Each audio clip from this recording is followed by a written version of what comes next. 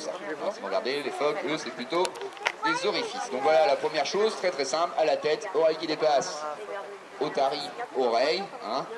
Phoque, pas d'oreille, c'est super.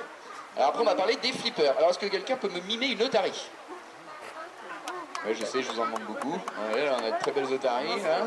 Petit groupe, petite colonie, là-bas aussi, très bien. Donc oui, souvent pour les représenter, dans les spectacles, on les fait applaudir, hein, ou faire coucou, etc. Ils ont de grandes nageoires à l'avant, et elles savent très bien s'en servir. Si vous regardez mon petit phoque, lui, il a des nageoires minuscules à l'avant. Hein, si vous regardez, il peut quasiment pas applaudir, il a un trop gros bidon. Et forcément, ce qui va faire qu'ils ne vont pas du tout se déplacer de la même façon, aussi bien sur terre que dans l'eau. Voilà, en ondulant, telle une chenille. Fait un demi-tour, on avance. Superbe. Quelle athlète. Alors j'ai entendu des personnes se moquer un petit peu, alors attention, hein, parce qu'ils sont très susceptibles, surtout nos femelles. Si on rigole, après elles vont partir à l'eau. Et en plus, je vous invite tous à essayer de faire la même chose ce soir à la maison. Hein.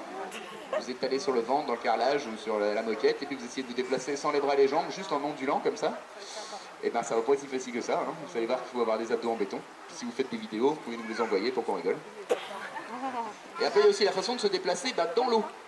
Là, comme je vous l'ai dit, le phoque, lui, avec ses petits bras de devant, il peut pas faire grand-chose. Donc lui, pour se déplacer dans l'eau, ça va être plutôt...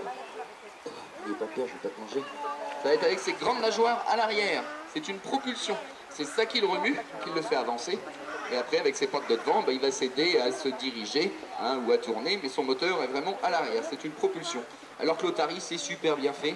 C'est l'inverse, vu qu'elle a de très grandes nageoires à l'avant, comme je vous l'ai expliqué. Et ben elle, c'est une traction. Elle va plutôt nager avec les bras et se diriger plutôt avec les pieds. Les oreilles, que ça court et que ça se traque, c'est... l'otarie. Très bien, maintenant vous êtes incollables, vous pourrez faire différence aussi bien sur terre, dans l'eau et juste en voyant la tête. Donc maintenant on va pouvoir parler un peu du medical training. Donc nous ici au parc de Branferré, on a essayé de créer un lien avec nos animaux et à les entraîner pour pouvoir se faire ausculter et se faire soigner et tout ça en volontaire, sans être obligé de leur sauter dessus, hein, de les capturer. C'est assez embêtant hein, pour eux parce que si on a un soin à faire 4 fois par jour, s'il faut vider la piscine 4 fois par jour, leur sauter dessus, ou les attraper avec le filet, les contenir, etc., on va leur procurer tellement de stress qu'on pourrait les faire mourir de stress ou développer d'autres maladies. En plus, c'est un risque pour eux, mais aussi pour nous, hein, parce qu'ils ont de très bonnes dents. Hein, ce sont des carnivores, ils n'ont pas de molaires, c'est des postes canines, toutes leurs dents sont pointues, donc elles servent vraiment à tuer ou à déchiqueter, mais ça ne va pas servir à mâcher. Donc en fait, c'est éviter d'avoir un mauvais contact avec eux. Donc c'est comme ça qu'on a commencé à essayer de les entraîner. Alors déjà, la première petite chose, hein, c'était rien que de pouvoir leur donner à manger à la main. Donc pour vous, ça peut vous paraître évident là, de faire ça, mais il faut savoir qu'avec certains de nos phoques qui sont arrivés de différents parcs, par exemple Fritz et Lina, ils venaient d'un parc en Allemagne où ils n'étaient pas du tout dressés. Et donc déjà, il nous a fallu 3 mois pour rien que réussir à faire ça. Donc là, après, quand on a fait ça, on était content. Et là, on passe à la deuxième étape. Généralement, on va utiliser cet objet. Alors, c'est pas une matraque, hein, ça sert pas à leur taper dessus. En fait, au début, on va leur approcher, toucher ça avec le bout de leur nez. On siffle pour dire que c'est bien. Et on leur donne une récompense. Et ça, on va le faire plein de fois.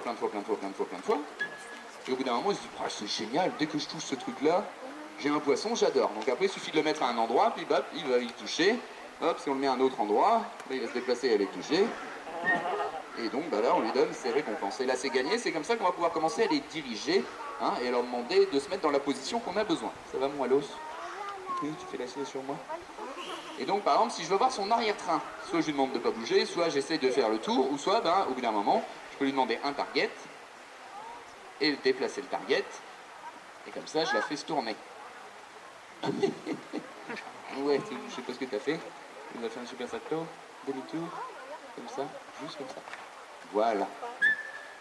Et ça, je vais le faire plein de fois. Et au bout d'un moment, elle va comprendre que quand je dis demi-tour, que je commence à faire ce geste-là, c'est que je veux avoir son arrière-train. Et normalement, si je fais Sana, demi-tour. Sana, demi-tour.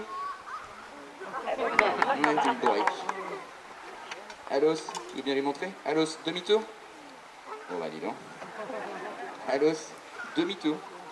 J'ai 2 champions avec moi là. Demi-tour. Il y a un vrai demi-tour. Voilà. Oh là là. Stop. Voilà, c'est ça que je voulais. Tu viens Fritz? Fritz? Non, Sana. Sana, tu fais n'importe quoi. Super, alors. Voilà, ça va être beaucoup plus. Fritz, tu viens? tu leur montres ce qu'un phoque très intelligent peut faire. Demi-tour. Et c'est notre champion. Tout ça, c'est pour toi.